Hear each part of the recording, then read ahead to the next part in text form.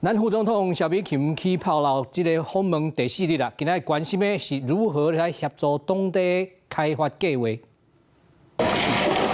副总统萧美琴来到碧流水产中心，倒饲了饲沙白鱼食饭。虱目鱼，他们除了食用之外，也希望未来作为这个尾鱼的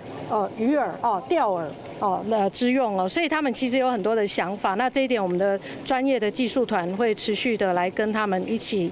来发展。昨日来到车骨贝保育中心，这每一粒细粒的车骨贝，当年会当大差不多1公分，落尾变甲真大粒，才甲放进海里，希望达成海洋减少辛苦。海岛国家透过保育贝类水产交流合作，而且不止水下养的鱼，在马拉卡尔岛这边，台湾也要协助建起如同珍珠串的观光廊道。希望连接碧流飞机场到畅水味的圣地，引导纳入台湾共享式的优区，落做看卖改善相关旅行道，结合一安定的经验，增加自行车的空间。未来更加想要进一步推出公车系统，希望透过台湾的优势产业协助碧流的观光升级。毕竟中国持续对友邦碧流进行打压。中国对观光客把观光资源武器化，也就是用观光资源来胁迫那